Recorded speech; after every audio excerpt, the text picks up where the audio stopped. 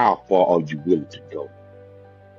The drive, the sweat, the blood, the tears, your determination through the pain and all the suffering, people overlooking you, telling you that you're not good enough. You have to believe that you're great. And with you believing that you're great, anything you want to do, you can achieve. No one can stop you.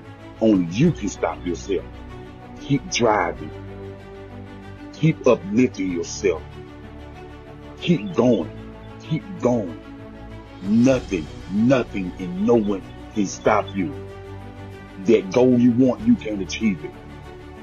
How you inspire people is going to be up to you. Keep going. Never give up. Never give up. Keep going. Never give up. What's going on? What's going on? It's your boy Ikone. And we're here on 910 Sports TV once again.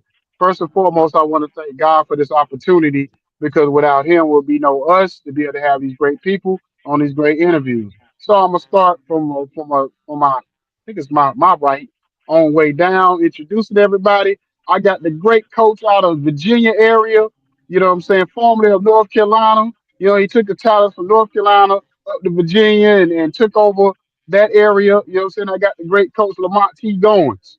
How you doing, brother? Hey, listen, man. I'm glad to be back in Virginia. Been on the road. I almost felt like Icon E, but you know what? I'm ready to rock and roll. We got excellent Coach Frost with us tonight. So let's get this thing. Let's get it jumping. Hey, you know what? I meant to say that too when I started in the introduction. Because Lamont he been moving around and stuff. We've been together about 3 weeks because we can't get Lamont to sit still. You know what I'm saying? He been all over the country when I'm trying to act like me out here. You know what I'm Been crazy, saying? man. Yeah, yeah. So next, we got Cowboys favorite fan, Clemson favorite fan. You know what I mean? Like, hey, I told him he the agency for everybody that don't nobody want. You know what I'm saying? He just started an agency called I'm the agency for what everybody don't want. You know what I'm saying? I got my brother Jacob the Great in the building. How you doing, brother? Yeah, we can start agency for the commanders, but don't nobody want them either. So, oh, but you, okay, okay. All right. So we're gonna go ahead and introduce uh, the coach for us, brother Jacob, so we get uh, get this thing started. man, let's welcome the great and the legendary Coach Don Frost, man. Welcome to the show.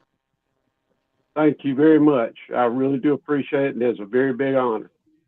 Yes, sir. Yes, sir. So, Coach Frost, let's get ready to it. Where did coaching start for you? So what made you want to get into coaching, and what was your vision when you first got into coaching? When I was in high school, uh, I went, well, first off, let me start back. I was at Shriners Hospital for 16 years, and I was a patient there, and I was born pigeon toed, and I had to wear braces. So that kind of weakened my leg. I got one bone's a little twisted in there. So up till about ninth grade, I played football, but after that, the doctor wouldn't sign off. So I was really at a high school, Berea High School, and so I didn't get to play, but I wanted to be a part of it. And the coaches welcomed me with open arms, new situation. So it was Coach Good, Coach Batson, and Coach Mattis. And those three men actually got me interested in coaching. Now, my brother went to Carson Newman and became a coach, and he's 4 years older than I. So I went to Carson Newman, Mm. got a PE major, got a social studies minor, and became a coach. So Okay. basically, my high school coaches got me started. Okay. Great. So, I've read up on you. Asked around and heard so many great things about you, and so Thank you. with you, you're welcome. So with you working with the kids and working with the parents, what type of mindset did you have to really get through to the kids and the parents?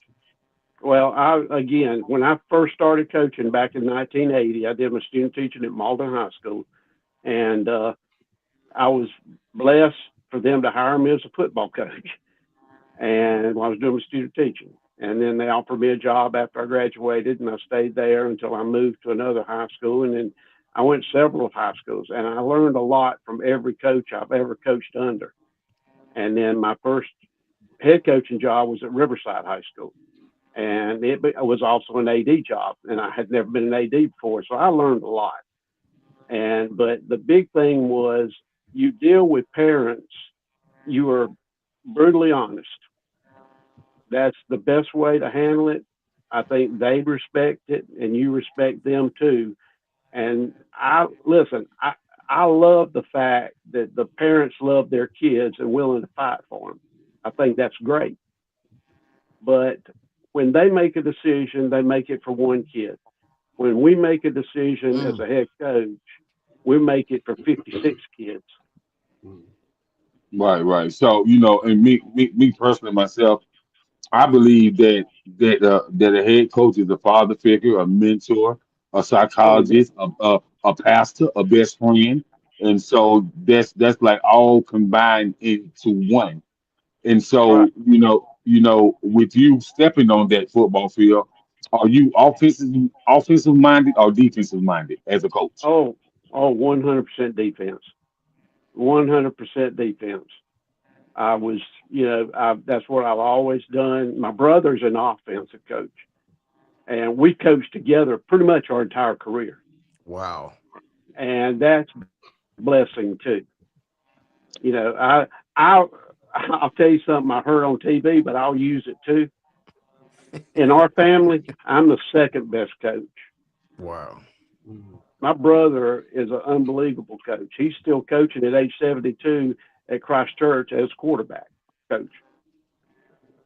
Wow, You wow. know, So, Coach, that's amazing that you can have your brother and y'all coaching together for all the years, man. Because family is very important, and a lot of times when you don't really understand something or something is bothering you, your brother can give you that upbeat to really help you move on from the situation. So that's great. So, Coach Goins, what you got?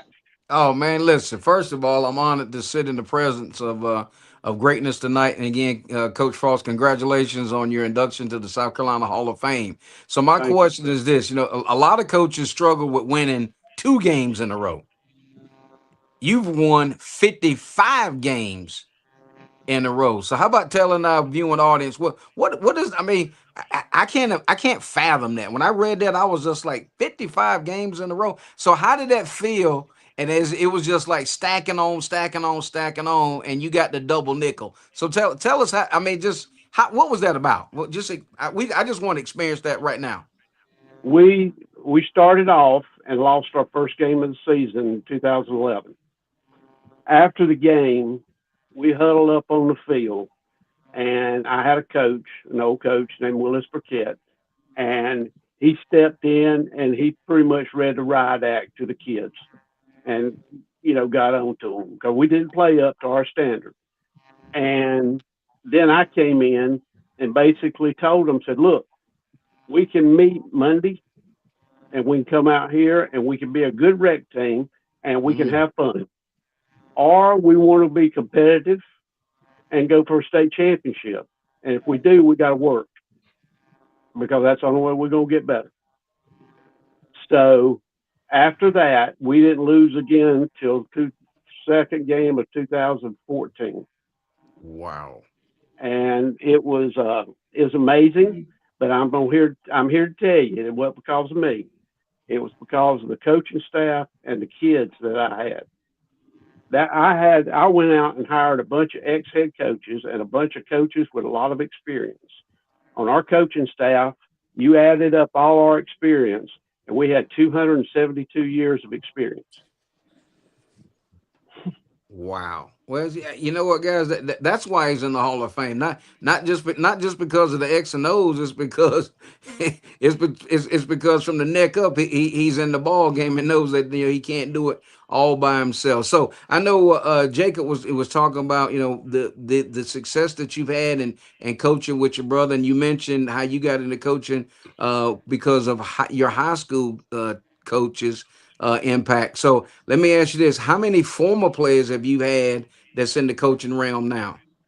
Right now, let's see. I got one, two, three, four, five, six,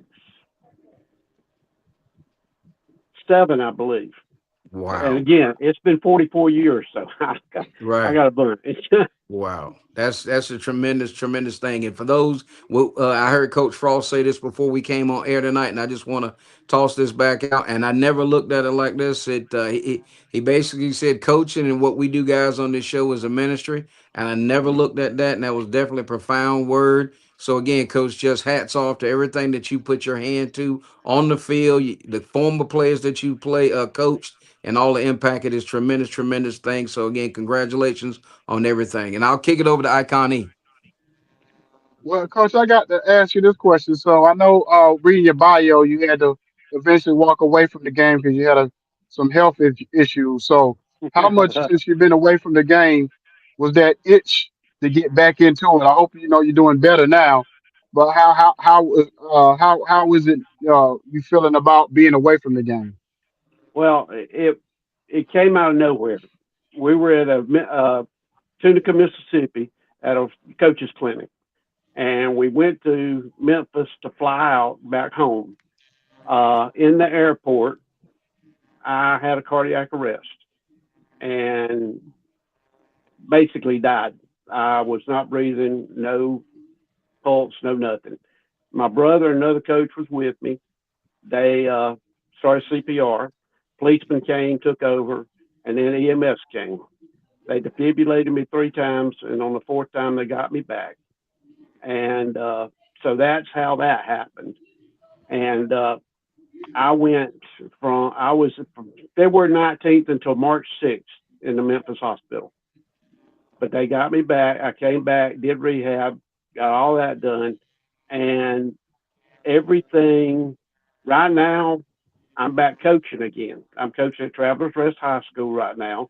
Coach Goodwin's the head coach, and he's doing an excellent job. He's trying to change the culture and get it going. Right now, we won more. We won 2 games. Last year, we only won one. So we got one, and then we've got 5 left now. But so everything's falling into place. And I had that itch. But for 6 years, I had to sit out. My doctor would not release me, and he finally let me work as a consultant last year. This year, I'm actually coaching. Okay, Wow. okay, good. That's So let me ask you, Coach, who has been your? I know Coach going to ask you what coaches you got that's coaching or ex players that's coaching. So who was your best players? Because for you to win 4 state championships, you can't have no slouch. So who's the most notable players that you had on this team? There's through the years, there's been many. When I was at Riverside, I didn't personally coach him, but I was on the coaching staff, and that was Tremaine Stevens. Tremaine Stevens, who owns the gym now up in Gastonia, played for San Diego Chargers, running back. All right. Hmm. Chandler Santanazaro, kicker from Christ Church, who went to Clemson and kicked and ended up kicking for the Arizona Cardinals and several other teams, Panthers, Jets, and had a good career in the NFL. Wow. Uh, just, but guys, I'm going to be honest with you. As far as standout players, it was a total team effort no matter what. I mean, we never relied on one player. And I know that sounds kind of funny, but we didn't. We relied on the team. We were down 28-7 at halftime, and we were not playing very well. We'd thrown 3 picks for touchdowns, and it's just bad. But we came back halftime. Kids came to me and said, "Coach, we won't lose this game." And I Wow. said, "Really?" He said, "Yeah." So, long story short, we won 58-28. Wow. I mean Well, that, and I mean I had kids. You know, I've had kids walk on to scenes. I got one that I'm just as proud of as I can be. His name's Joshua Jackson. He's now teaching at Christ Church. He is a mentor. He is a coach. He is a teacher. He was my linebacker at 5'10", 131 pounds Mm. as a ninth grader, and he ended up leading us in tackles all 4 years. And that young man went to Clemson and walked on. They had 60 guys out there to walk on. They had 3 spots, and he was one of them. And he also is in the uh, credits of that movie Greater, because he won the award that got him in there as the walk on. And so he was mentioned in that movie too. oh wow, Yes, I remember that. Speaking of that movie, it's been on Netflix for a while now, and Greater is a great faith-based film. You know Yeah, about football, faith, and trusting God will get you to the next level. So that is a great film, fellas. If you ain't ever seen it, it's definitely a great film. and So wow. I'll tell you this too. There's a book out there that started this whole thing. You asked about 55 games. There's a book out there that started this whole thing. It's got a blueprint. And if you read it and you take it and then you use it, great things will happen. It's called Season of Life by Jeffrey Marks. Okay. And guys, it's about Joe Ehrman and him being there and his brother having leukemia and him changing his life and learning to coach and build men for other men and just doing the right thing and getting the kids to do the right thing and make the right choices, and building men for others is the way it was described. But by doing that, that book changed everything. I was 1-9, 2-8, 1-9 my first 3 years at Riverside as head coach. We went 5-5 after we used that book as a blueprint.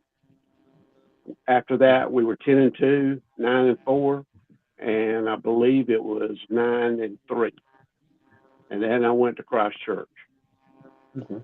So Well, I it's want to say, oh, go ahead. Go ahead. no, go ahead.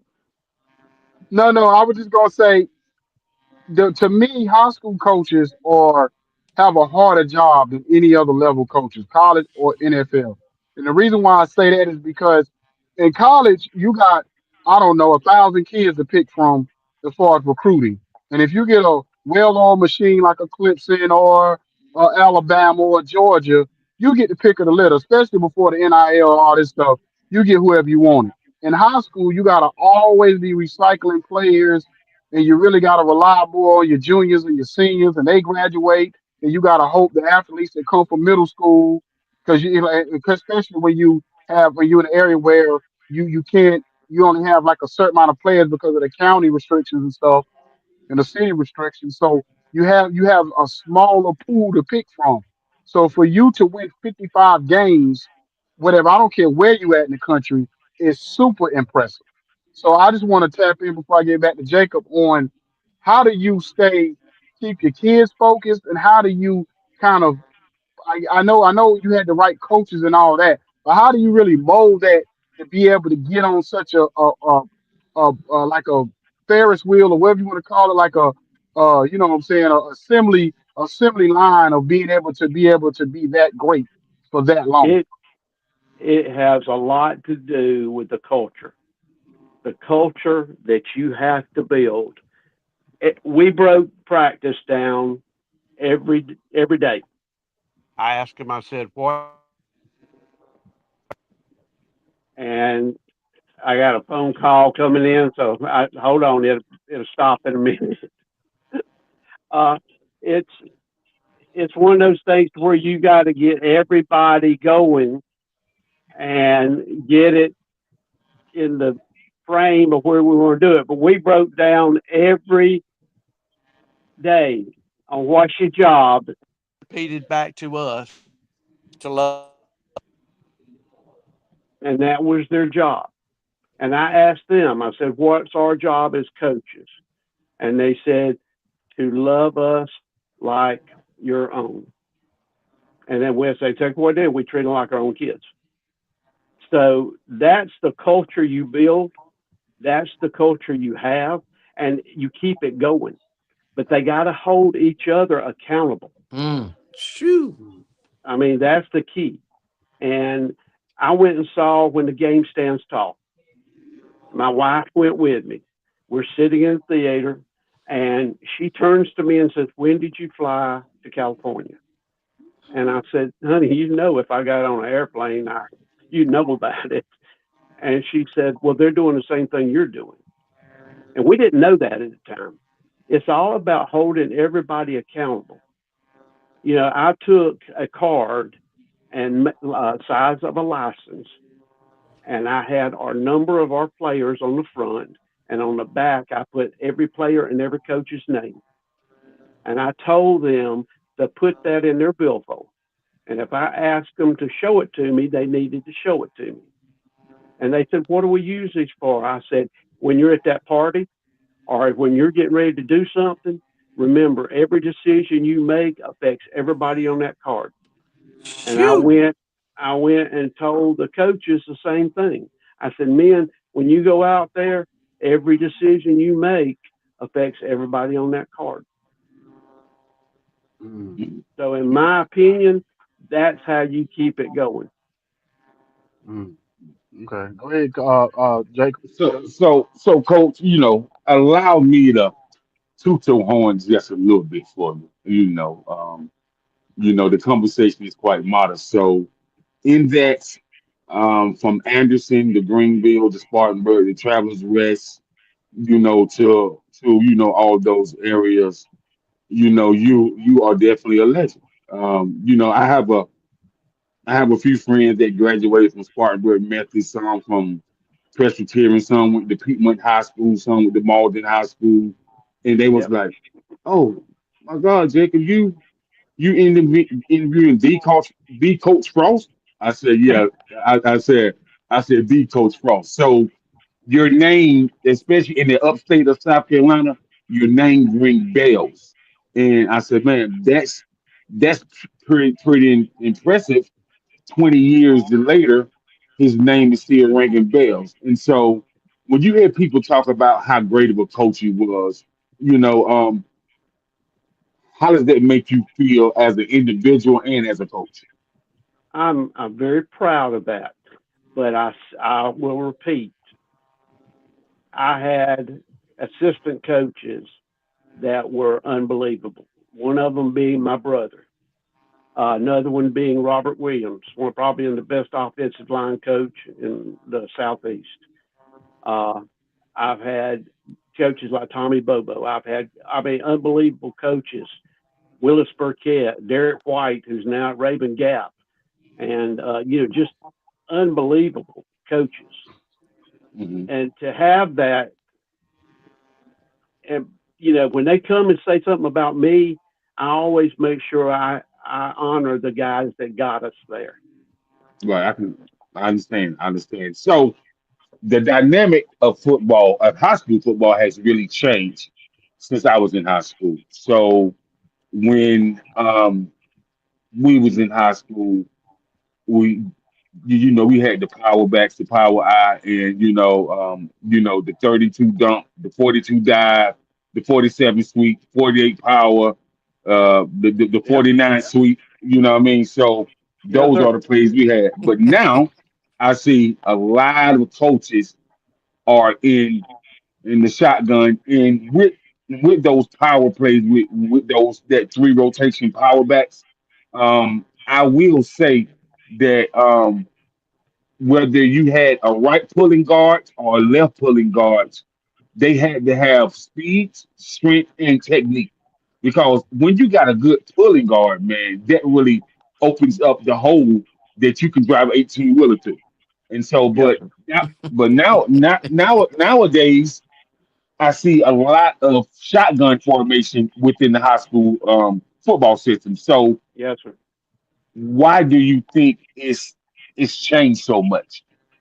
Well, it started back when Doc Davis was at Spartanburg, and Doc got into the shotgun and the spread, but he was doing it and running the same offense as he did in the I formation.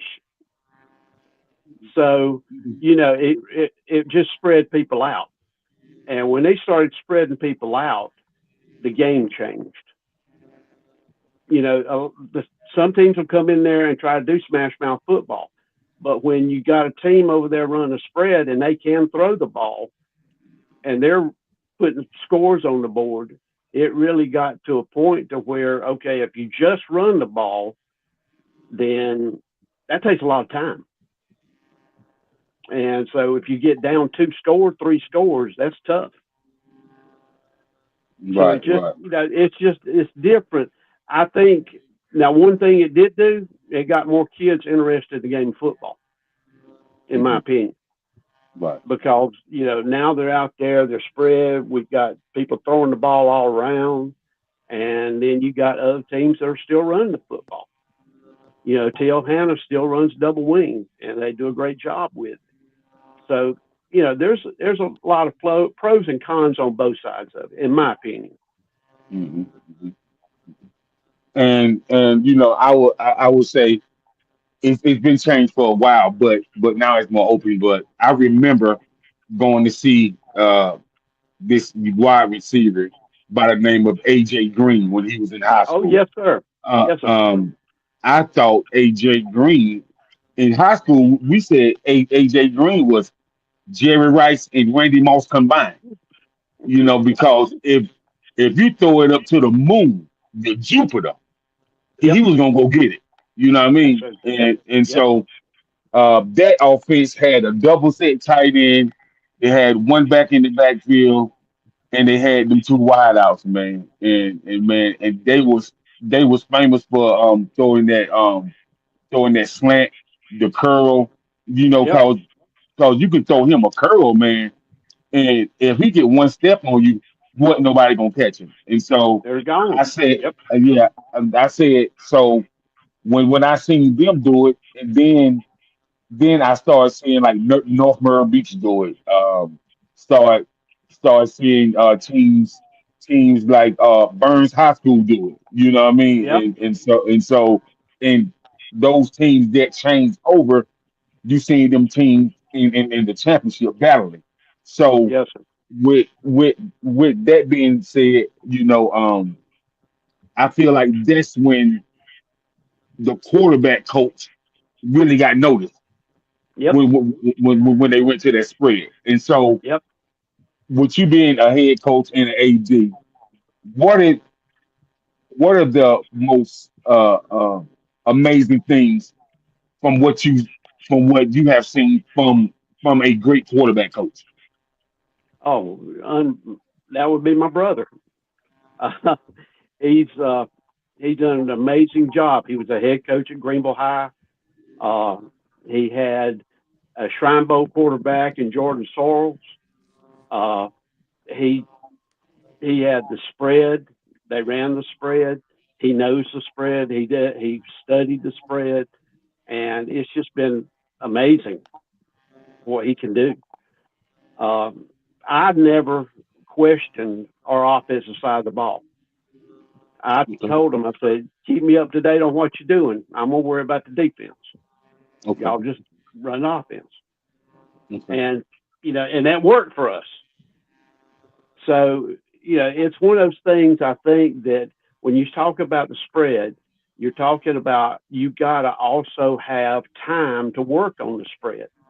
Hmm. And when you're going to do that, you need to try to two platoon as best you can, because if you do that, number one, it's going to give them an hour to an hour and a half of working on their own, working on their timing, working on everything, the blocking scheme and everything.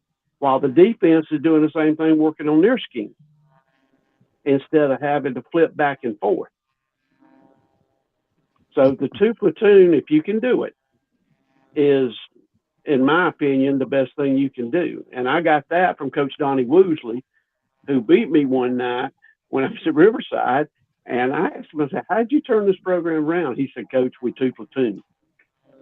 He said, what we found out was if you take a second string person and move him into a number one spot, he gets number one reps, he's going to get better. Yeah, it's funny. It's funny you call Coach Donnie Woolsey's name. He coached my brother at Saluda High School. Oh Uh, man. Okay. yeah, yeah, I know Donnie Yeah. Woolsey very well. Yes, sir. Yes, Yes, sir. sir. Yes, sir. Great man. Great man. Love him He to is. death. He is. He is. He is. And Coach, I'm before I give it over to Coach Gordon, I'm gonna ask you this. Now you a defensive man. So Yes, sir. what is your favorite defense formation, and why do you choose that formation on a consistent basis? Well, we're 4-3, but we're multiple. Okay. Okay. We're going to shift from a 4-3 to a blitzing position, which we call Pringle, and which means we've got an end head up on the tackle with a linebacker right on his rear end, and Right. he's tapping, telling that guy where to go. We don't even know which way he's telling him to go. My linebacker's doing the same thing on the nose. And then on the far end over there, the Sam linebacker does not have a gap if there's no tight end. So Right. they're automatically going to their basic gap. We got one free guy spine now. Okay. Okay. So, that's what we are. Now we'll then also get up in the 46, the bear. We'll shift to that. We'll shift over to a shade technique instead of stack, head up. And we move around a lot. Okay. And, Okay. and we come from pretty much every angle you can come from. Okay. And Okay. but we got to work on tackling. Right. Right. Right. I will say this again, Coach Gordon. Let me give it to you. To me, with growing up playing football, the most vicious position on the defense side of the ball is nose guard. If you got a dynamic and a great nose guard, ain't nothing like it. See, what we try to do is we try to get them to take the center and two guards and block two guys. Right. If we can do that, now we're opening up a gap somewhere, Yes, sir. Yes, sir. Yes, sir. Oh, you, and Coach that's Gordon? helping us.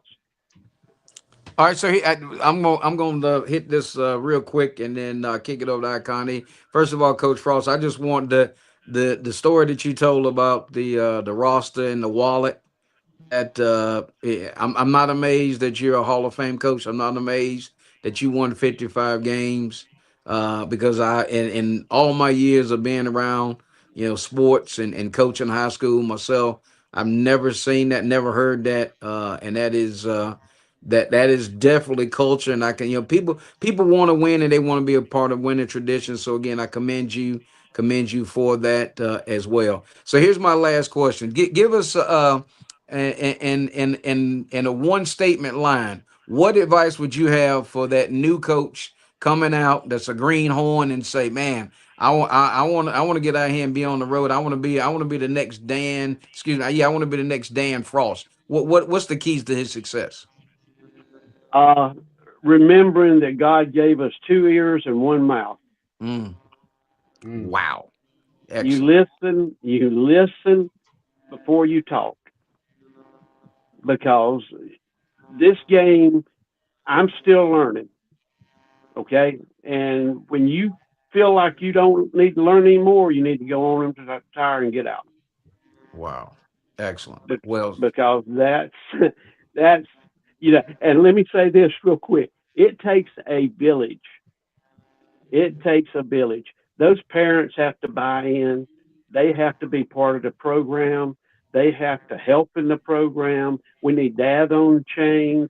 We need moms fixing dinners and helping serve and ordering stuff and getting the clothes straight with kids. That takes all that off of us and lets us coach football.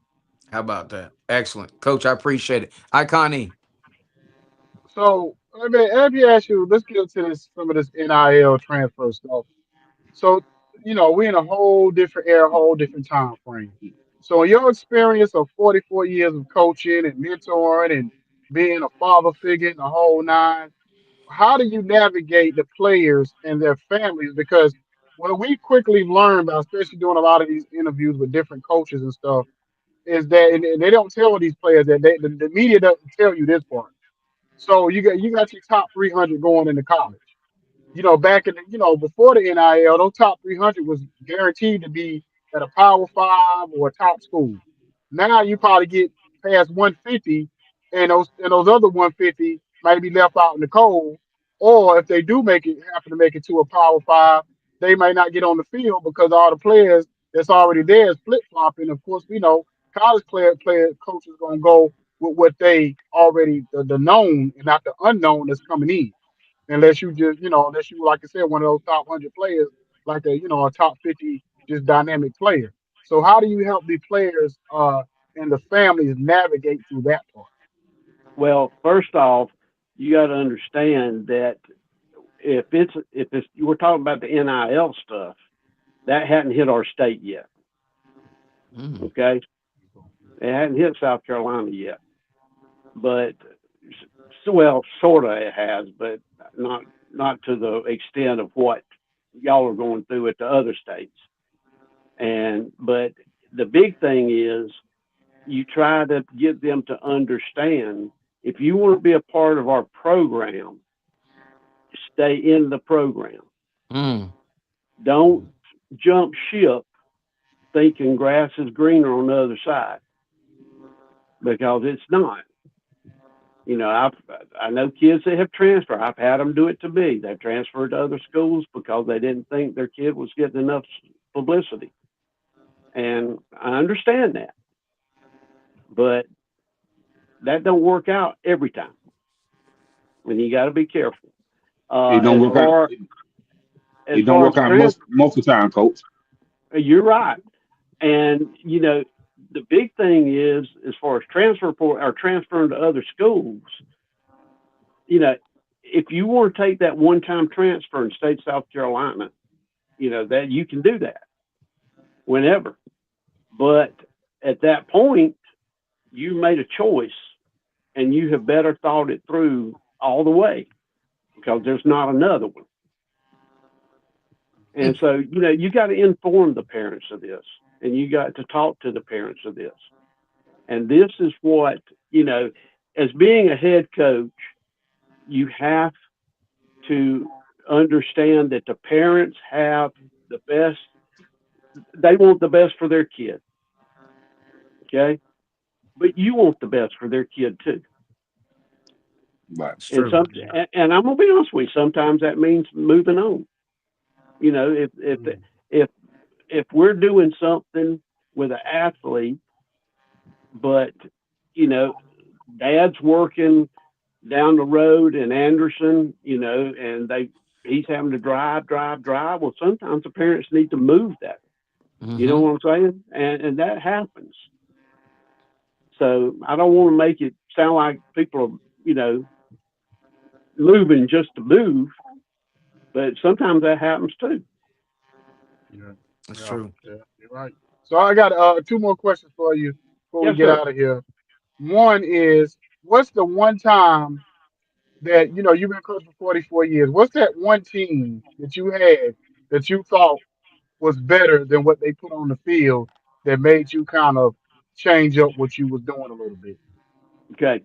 When I was at Riverside, we brought the kids in, told them this is what we're going to do. What's your job? They couldn't tell me. I said, jobs love each other, that type of thing. And everything was, moving on. We went 5-5 that year, but we beat a team we wasn't supposed to beat. And that changed everything. Mm-hmm. Okay. I had a kicker, David Jackson, kicked a 64-yard field goal. I think it's still the longest in the state. I'm not sure.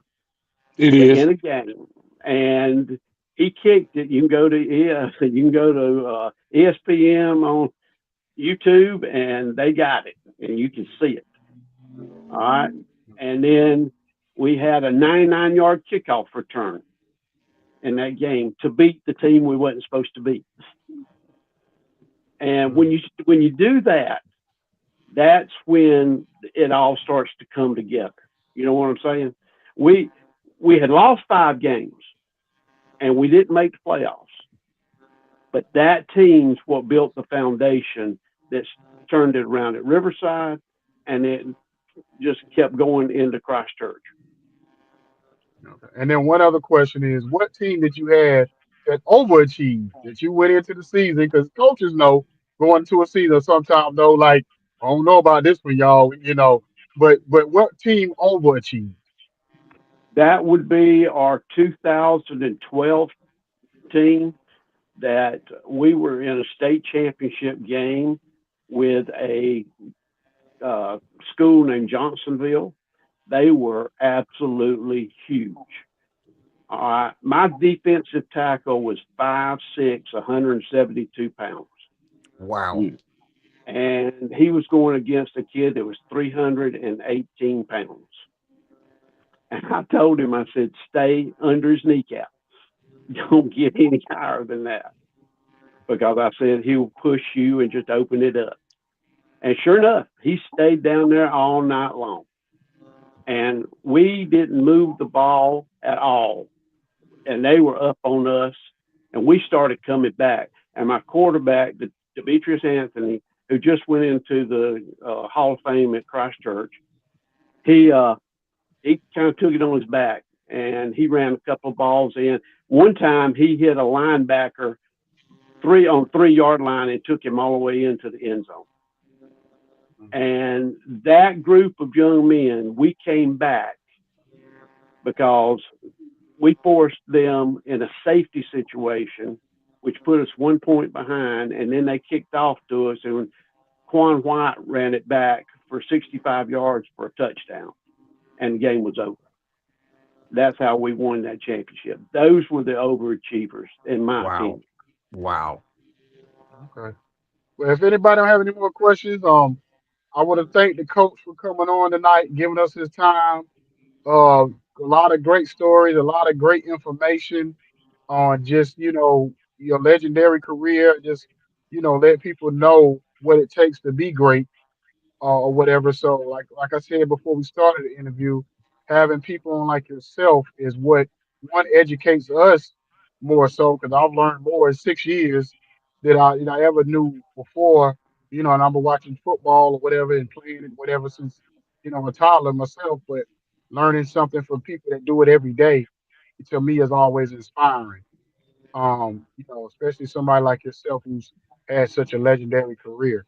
So I appreciate you coming on tonight, giving us your time. If there's any information you want to give us, anything coming down that you want to give us, let us know. And anything, any way we can help out to help support, your school that you're at now. Well, I appreciate y'all inviting me here. I think it's a big honor, and my thing is just kids need good coaches. That's Yep. one of the sayings in the state of South Carolina. Kids need good coaching. Keith Richardson came up with that when he was head of the uh, Coaches Association. And you know, if you're coaching because you love the game and you love kids, then that's the right way. But you got to maintain that. You can't let winning championships and success ruin what you're supposed to be doing for those kids.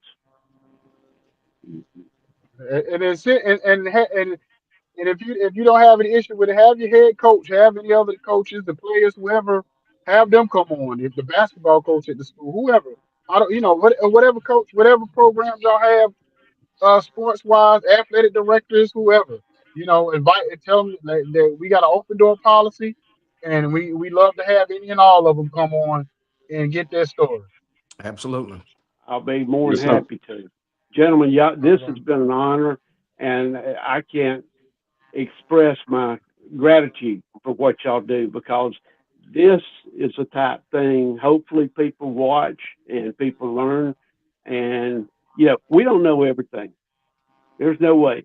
But we learn from watching and listening to y'all, just like y'all learn from us. Yes, sir. Yes, sir. Well, I appreciate you coming on. You have a blessed and wonderful weekend and continued success for the rest of the season for you guys and to continue for y'all growth and to get to to get to that next level. Man, I appreciate it. Thank y'all again. It's Yes, an sir. honor. Call me anytime I can help y'all. All right. Yes, All Take sir. right. care, All right. coach. All right, guys. Have a good All right. night. All right. All right. All right. You have a Thank good you. night. Blessings. Thank you. All right. Yeah. Bye bye.